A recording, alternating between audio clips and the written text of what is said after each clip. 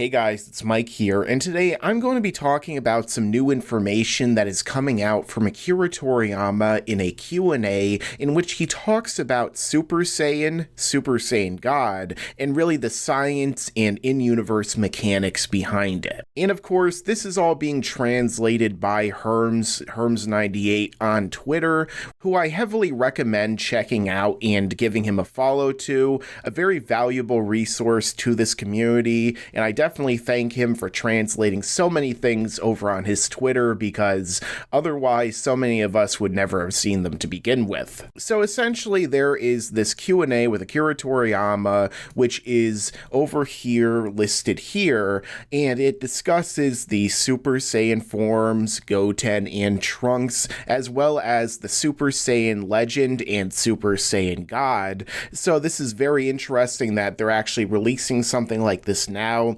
that really goes in depth into what is happening in the Dragon Ball story that we see. So I'm going to be taking a look at that now, starting off with this first question, or with question number 5 as it is.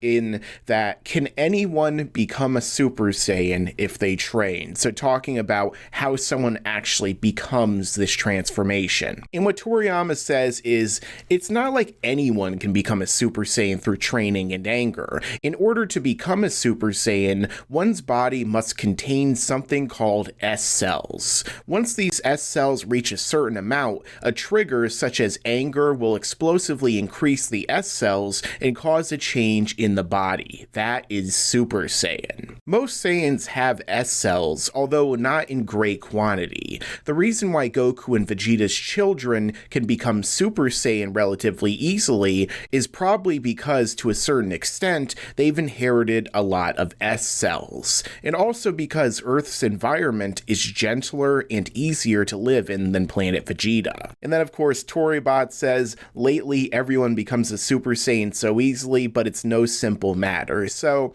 again, I'm already appreciative of the fact that they're actually explaining something, that happens in the manga and the anime. That's always a big positive for this franchise, where they leave so much up in the air. But I'll delve a little bit into this right now. Now, what he's saying is that not literally anyone can just become a Super Saiyan through training or anger. So not every single Saiyan we've seen would necessarily be able to become a Super Saiyan through those means. And even Saiyans, that were just wiped out by Frieza on planet Vegeta. In order to become a Super Saiyan, however, one's body has to contain something called S cells. So I guess these are a super cell or something that is very specific to Saiyans that will allow them to go through a metamorphosis, very similar to Ozaru, kind of the way that he's explaining it, that causes a actual change in the body that is Super Saiyan. So with Ozaru, the tail would basically be the kind of catalyst for the transformation into the Great Ape once the Saiyan looked upon a moon that had so many Zenos coming out of it. Of course, Zeno has taken on a very different connotation in Dragon Ball Super, but you get the idea. But in this case, it comes down to how many of these S cells you have in your body, and a trigger such as anger will explosively increase the S cells, causing you to become a Super Saiyan. So they're giving an actual scientific explanation about how the cells cause a transformation to undergo. Now, as he says next, most Saiyans have some S cells, although not in great quantity, which, I guess makes sense, because not everyone's going to have the exact same amount of this special cell that will cause them to have a transformation. And obviously, there is only really like a legend of a Super Saiyan instead of a bunch of them walking around when Frieza was alive. Now, the next part is also interesting, and is that the reason why Goku and Vegeta's children can become a Super Saiyan relatively easily is because, to a certain extent, they inherited a lot of the S cells. So again, this ties into an old fan theory that many people have had for a long time, that the reason why Goten and Trunks became a Super Saiyan so much easier is because that they in fact were descended from Goku and Vegeta, who had at this point in time had a great deal of S cells, within them, or at least they passed on the Super Saiyan gene, as people used to say.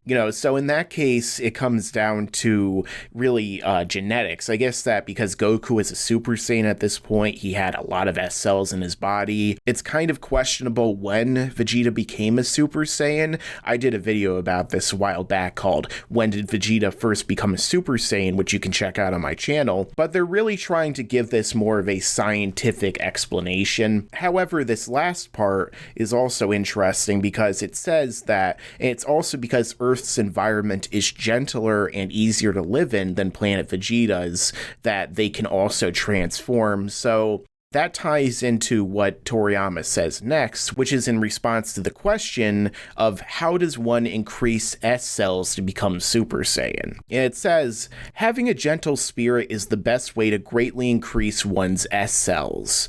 But most Saiyans have trouble with this, which I think is why no Super Saiyans appeared for such a long time and they became the stuff of legend. However, one can't reach the quantity necessary for becoming a Super Saiyan simply by having a gentle spirit. So a certain amount of battle power is indeed necessary.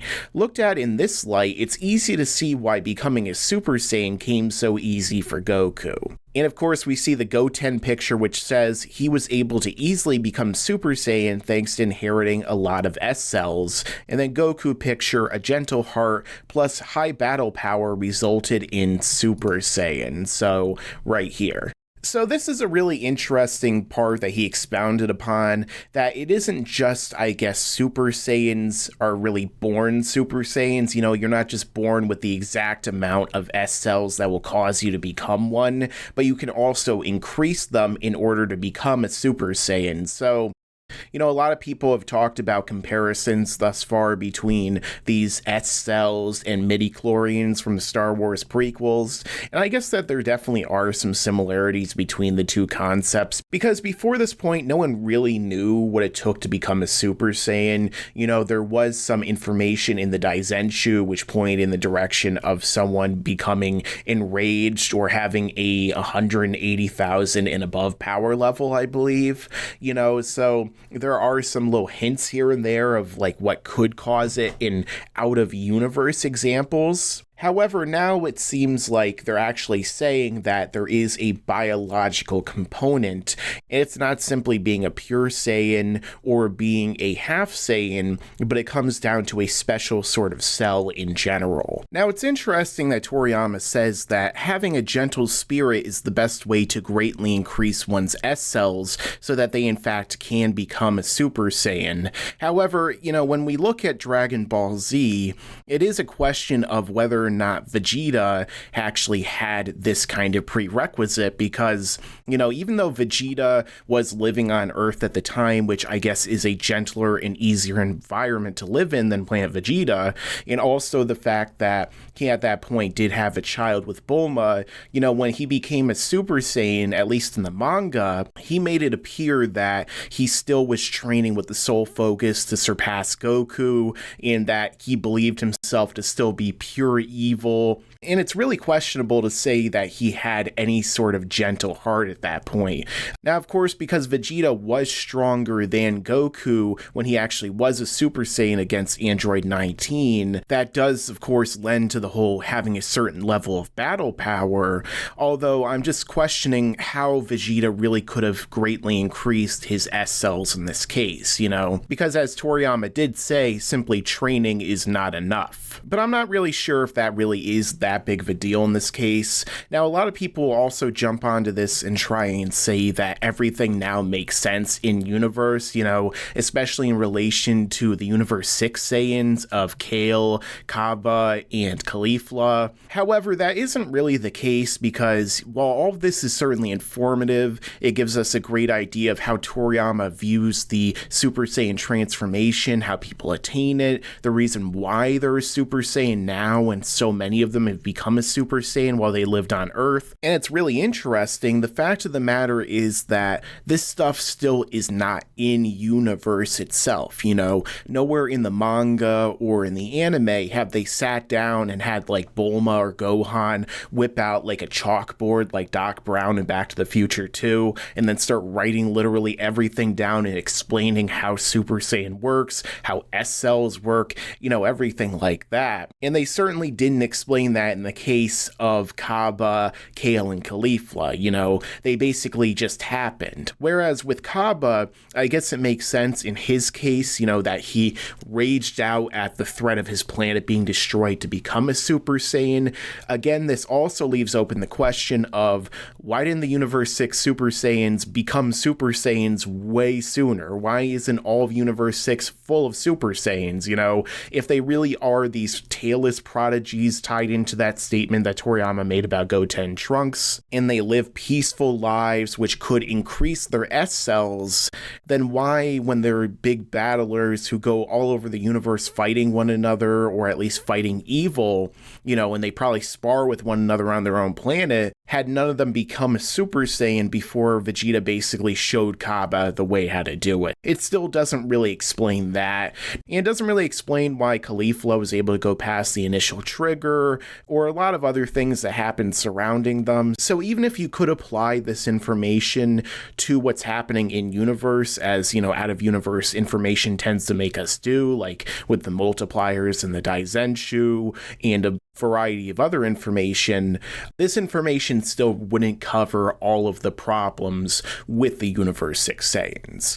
But anyway, there is more information that is really cool here that I want to get into as well, because it delves into one of my favorite aspects of the Dragon Ball universe and of storytelling in general, and that is lore. And of course, it finally gives us some more information about the legendary Super Saiyan and, you know, the Super Saiyan God. So this question is, was the legendary Super Saiyan that Frieza feared the Super Saiyan God that appeared in Battle of Gods? So basically the original Super Saiyan God they're talking about in this case, was he the same person as the legendary Super Saiyan? And it says that in a certain sense, they are the same person. That is to say, very long ago, before Planet Vegeta was the Saiyan's planet, I guess back when it was Planet Plant, there was a man named Yamoshi. And this is probably a pun on the Japanese word for bean sprouts, who had a righteous heart despite being a Saiyan. He and his 5 comrades started a rebellion, but he was cornered by warriors and became a Super Saiyan for the first time. Though his transformation and fearsome fighting style shocked the others, outnumbered, Yamoshi eventually wore himself out and was defeated. But this was only the beginning of his legend. Afterwards, Yamoshi's spirit wandered in continuous search of 6 righteous-hearted Saiyans, seeking a new savior, Super Saiyan God. And that's why there's that ceremony to become Super Saiyan God. Now, why did Beerus also search for the Super Saiyan God in this case? Well, Beerus probably picked up on information about Yamoshi's spirit in his prophetic dream. The fact that this is recorded in the Namekian Book of Legends is likewise because the Namekian elder who wrote it sympathized with Yamoshi's spirit. So there's really a lot of new information that we were just given regarding the legendary Super Saiyan, the Super Saiyan God, the Super Saiyan God ritual, and of course the whole Frieza backstory involving him. Now, of course, a lot of people are immediately going to be like, wait a second, who is Yamoshi? Is that an anagram for Broly or Bardock or Bardockley or something like that? No. Episode of Bardock, totally not canon, never happened. People really need to get over that because it was horrible. And Broly the Legendary Super Saiyan, ditto. I'll just say all of the same thing I said for the episode of Bardock for that. But anyway, the fact of the matter is that Toriyama is now actually coming out and saying who the original Super Saiyan was and who the Super Saiyan God was, and saying that they were Yamoshi. Although in this case, he seems to be saying that Yamoshi was not in fact fact a Super Saiyan God, but was rather a Super Saiyan. And that somehow he and his 5 comrades, which is enough to create a Super Saiyan God, were starting a rebellion against the evil Saiyans, and they decide to fight them off, and eventually, even though Yamoshi was more powerful than them, he was eventually defeated because he ran out of energy.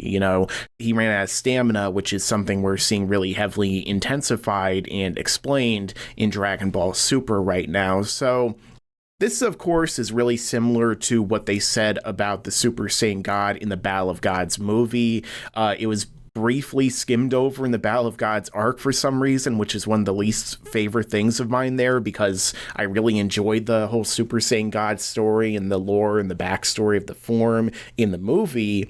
So when the arc got to it and they just got rid of it and they were just like, oh yeah, there's a Namekian Book of Legends that says it, blah, blah, blah, I was like, oh, well, that's really disappointing. But what makes this kind of weird and different at the same time is that apparently after Yamoshi was dead, his spirit just wandered all of existence until 6 other righteous-hearted Saiyans sought a new savior, which was Super Saiyan God. So I guess that during the interim, Yamoshi's spirit communed with a Namekian elder who wrote it down in the Namekian Book of Legends, and also, through Beerus's prophetic dream, I guess that he saw Yamoshi. Now, perhaps Yamoshi was the one in Beerus's visions whenever, he blew up a planet, for example, and we saw what looked like, I guess, Goku as the Super Saiyan God in the middle, but maybe it was actually Yamoshi he was seeing the outline of, and in this case, it could also tie into, if everyone remembers, in the Namek arc, the Grand Elder Guru was actually saying that he knew what a Super Saiyan was and was questioning whether or not Kami in Piccolo's original form was defeated by a Super Saiyan. So I guess this kind of ties into that explanation right there.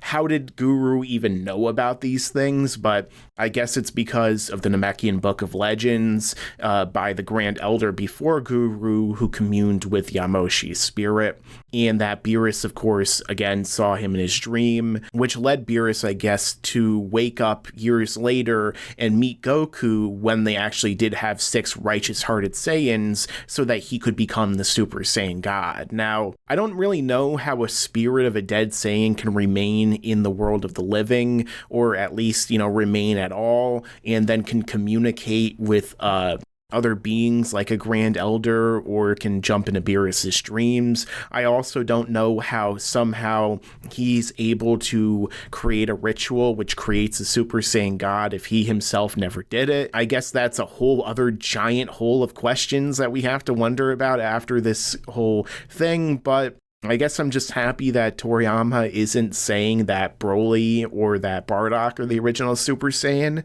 because that would be really, that would suck. So kind of an overview on this. I can understand what some people are saying again about the midi-chlorians, that some people don't like the idea that there are literal cells inside of a Saiyan's body that dictate whether or not they could become a Super Saiyan. People like the idea, kind of like in Star Wars, of anyone, at least, in this case, Saiyans, being able to become this level of, not only power, but achieve this legendary transformation, although considering that they keep getting more and more forms at this point, it's kind of splitting hairs here as to whether or not we're really gonna regard it as something that matters anymore, But people really like the concept of more than just, the main cast of characters who live on Earth and are gentle-hearted becoming a Super Saiyan, Not to mention that if someone is inherently evil, like totally evil, I guess even more so than Vegeta, so I guess Broly in this case,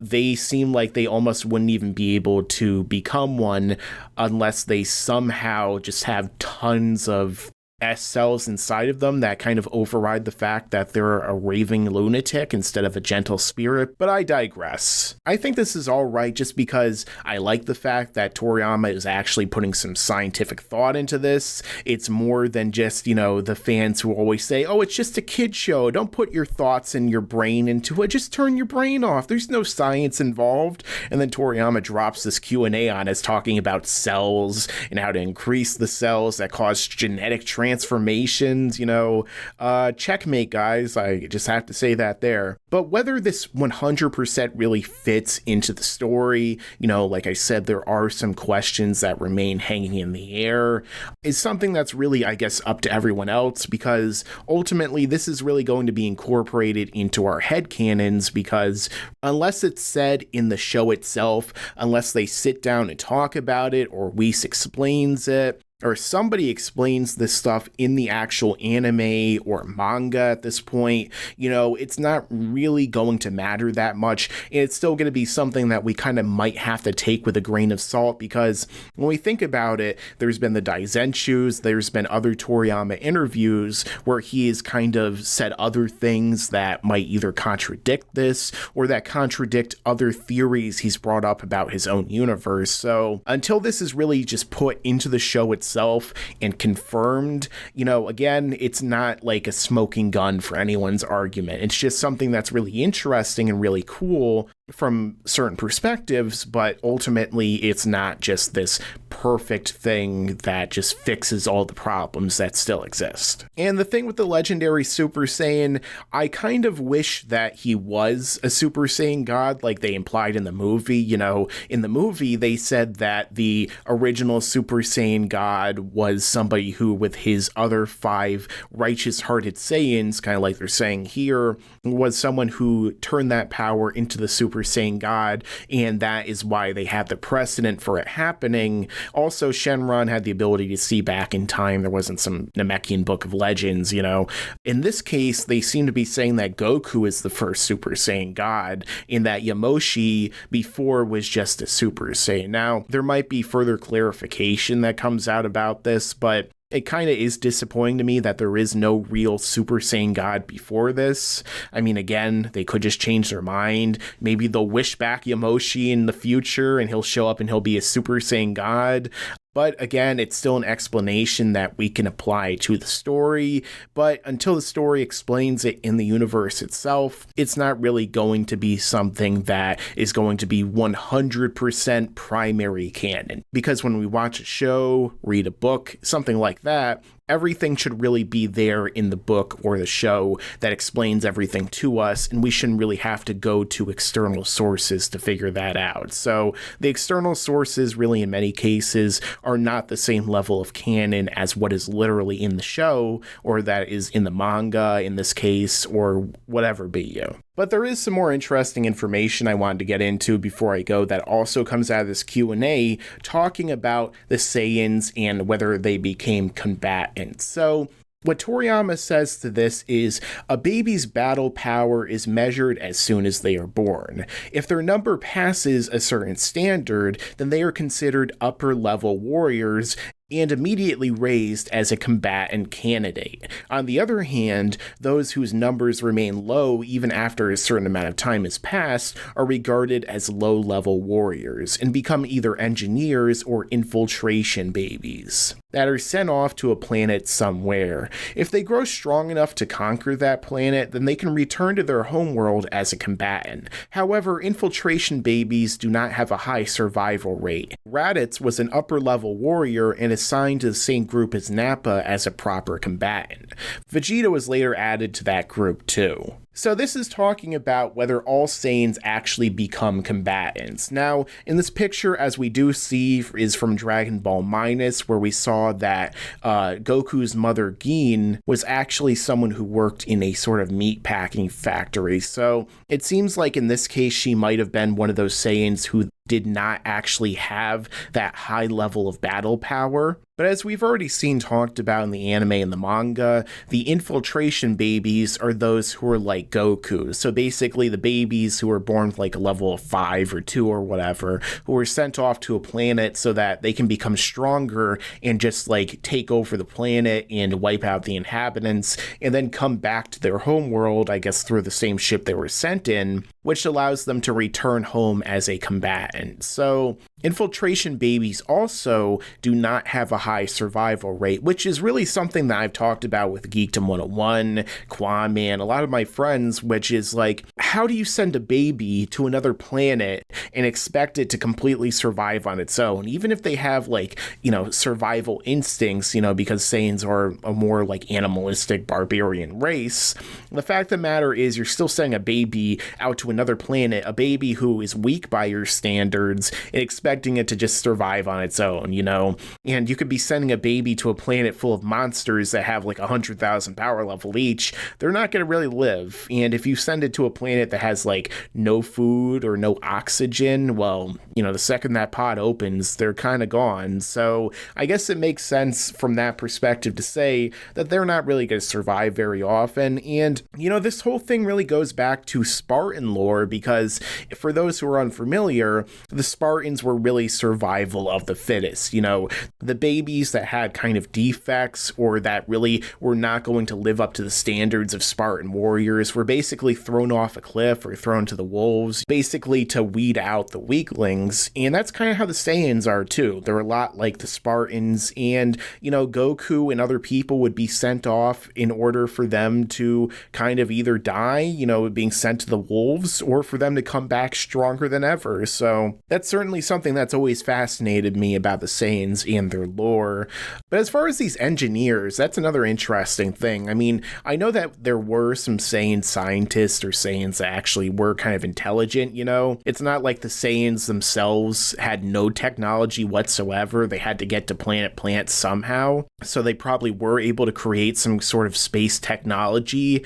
But I don't know if they've ever truly delved into that in the Dragon Ball franchise. But, you know, maybe that'll be for the next Q&A. That would certainly be something that's really interesting. So again, this is a Toriyama Q&A in which he was breaking down some in-world science for the Super Saiyans, basically how people become a Super Saiyan, who the original Super Saiyan God was, why Beerus and Frieza were afraid of him, so on and so forth. And it's really interesting, you know, to actually look at this information and to see, you know, perhaps more insight into Toriyama's vision as to what he is actually crafting here, or in this case, you know, what notes he's sending off to other people for them to craft with his oversight. Now, I'm certainly hopeful that this will show up in the show at some point or in the manga, maybe even like a small side chapter that Toyotaro tends to do, you know, where he will just have everyone sit down with a chalkboard like Back to the Future 2 and just explain everything